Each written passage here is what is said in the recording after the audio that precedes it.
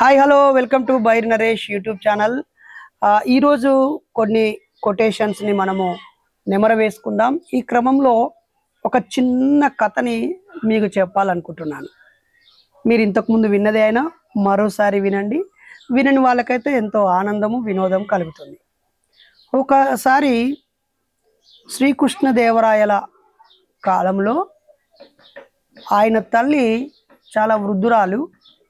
కొడక నాకు మామిడి పళ్ళు కావాలి అని తన ఇష్టాన్ని కోరికని రాయల వారికి చెప్పింది. రాయల వారు దాని ఏముంది తెప్పించండి అని తన భటులను పిలిచి చెప్పగానే భటులంతా తిరిగి అలసిపోతున్నారు. ఎందుకంటే అది అన్ సీజన్ అనమాట. ఇప్పుడు అంటేనో ప్యాక్ చేసినవి లేదా బాటిల్స్లలో మామిడి రసాలు లేకపోతే రకరకాల సీజన్స్లో కూడా కాసేలాగా మనం ఏర్పాటు చేసుకున్నటువంటి వ్యవహారం అప్పట్లో లేదు కాబట్టి అన్ సీజన్. కొంచెం ఈ వెతికే క్రమంలో కొంత టైము గడిచింది. ఈలోపు ఆ తల్లి మామిడికాయలను కలవరిస్తూ ఆ పెద్ద ఆవిడ తుది శ్వాస విడిచింది, ప్రాణాలు కోల్పోయింది, చనిపోయింది. తను చనిపోయాక అయ్యో మా అమ్మ చివరి కోరికలాగా ఆమె కనీసం మామిడికాయలు తెచ్చివ్వలేకపోయాను, తీరా తెచ్చేటప్పటికి సుదూర ప్రాంతాల్లో వెతికి పట్టుకొచ్చేటప్పటికి ఆమె చనిపోయింది అని ఆయనకు ఒక తీరని కోరికలాగా, ఒక వెలితిలాగా, దిగాలుగా ఉన్నాడు.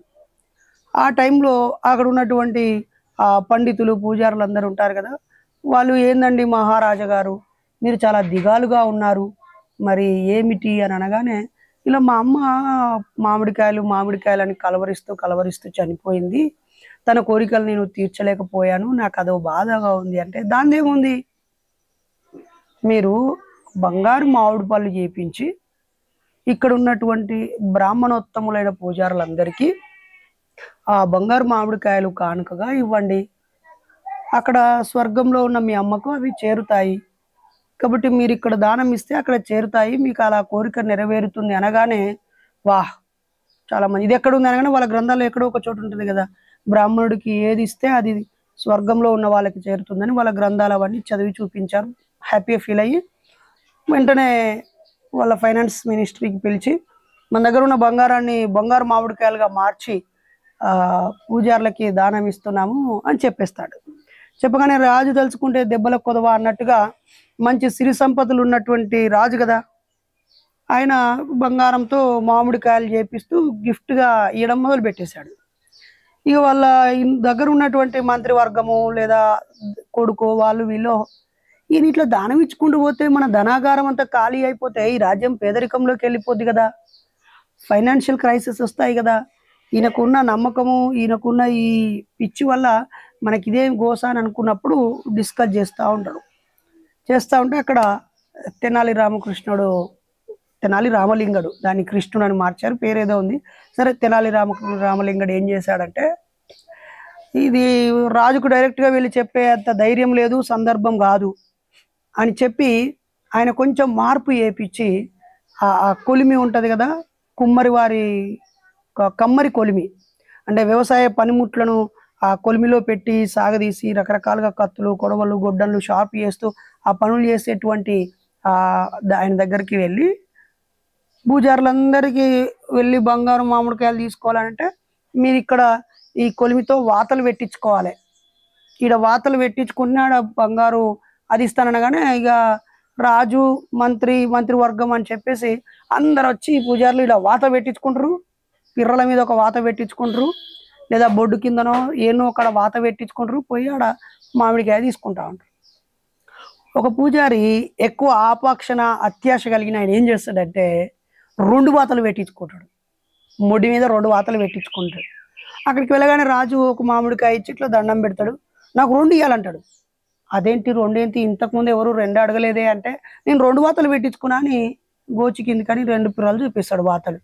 ఇదేంటి మీకు వాతలు ఎందుకు ఉన్నాయి అని అంటే అయ్యో బయట చెప్తున్నారు కదా, ఒక వాత వేసుకుంటే ఒక మామిడికాయ, 2 వాతలు వేయించుకుంటే 2 మామిడికాయలని, అందుకే నేను 2 వాతలు వేయించుకున్నాను, నాకు 2 అని అన్నాడు.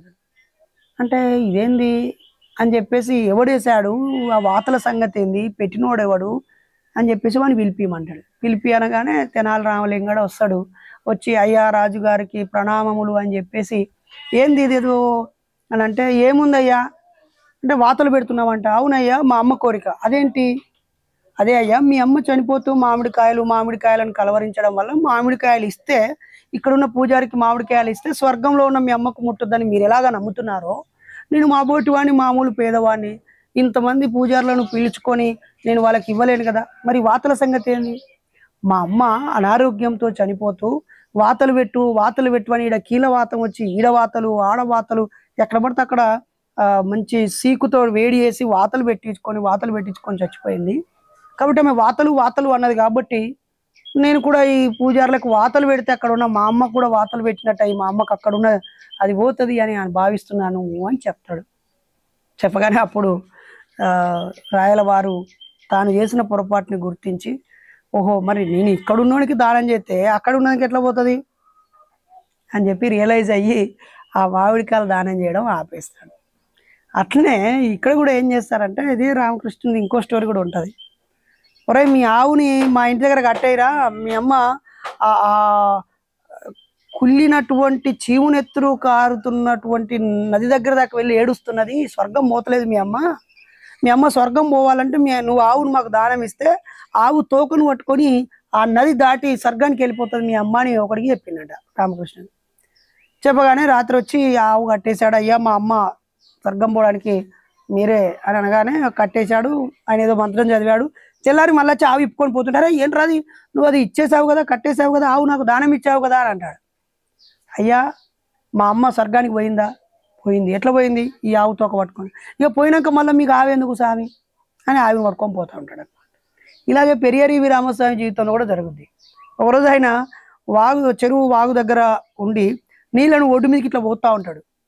పోస్తూ ఉంటే అక్కడ ఉన్న వాళ్ళు, ఏం పిచ్చివాడివా రామస్వామి, నీళ్ళని అటు పోస్తున్నావు, ఏమైనా అవి తిరిగి మళ్ళీ ఆ చెరువులోకే వెళ్తున్నాయి కదంటే, అదేంటండి నేను ఇక్కడ పోసే నీళ్లు మా ఊర్లో ఉన్న చేను చిలకలోకి వెళ్ళాలని పోస్తున్నాను అంటాడు.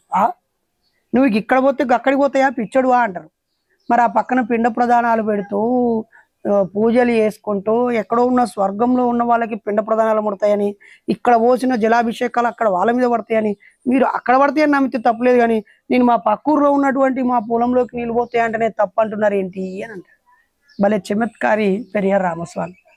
ఇలాంటి ఎన్నెన్నో మహానుభావుల జీవితాల్లో జరుగుతూనే ఉంటాయి. మరి వాటన్నిటిని మనము స్మరించుకొని ఇప్పుడున్న కాలంలోకి అనువదించుకొని మనం ఎలాంటి అర్థం లేనివి పాటిస్తూ ఆచరిస్తూ అజ్ఞానంలో కొట్టుకుపోతున్నామో ఒకసారి ఆలోచించాలని ఈ సందర్భంగా కోరుతూ, మరి తెనాలి రామలింగడి సమయస్ఫూర్తికి హ్యాట్సప్ చెబుతూ, ఇక్కడెక్కడో దాన ధర్మాలు చేస్తే ఎక్కడో ఉన్న వాళ్ళకి ముడతాయనేది పూర్తిగా నాటకమో బూటకమో. చచ్చిపోయినాక ఇంకా ఏమీ లేదు, తిరిగి వచ్చేది లేదు, స్వర్గం లేదు, నరకం లేదు, ఆత్మ లేదు, పునర్జన్మ అసలేదు. ఈ ఒక్క జీవితమే చాలా గొప్పగా ఉన్నతంగా అర్థవంతంగా జీవిద్దాం. అజ్ఞానాన్ని వీడి విజ్ఞాన బాటలో సాగాలని కోరుతూ మరో మంచి కథతో నేను మీ ముందుకు వస్తాను. Thank you so much. పిల్లలు కథ బాగుందా? పెద్దవారు ఈ కథని 10 మందికి చెప్పడానికి ప్రయత్నించండి. Thank you. లైక్ చేయండి, షేర్ చేయండి, కామెంట్ చేయండి. సబ్స్క్రైబ్ చేయని వారు వెంటనే సబ్స్క్రైబ్ చేయండి. నేను మీ డాక్టర్ బైరి నరేష్.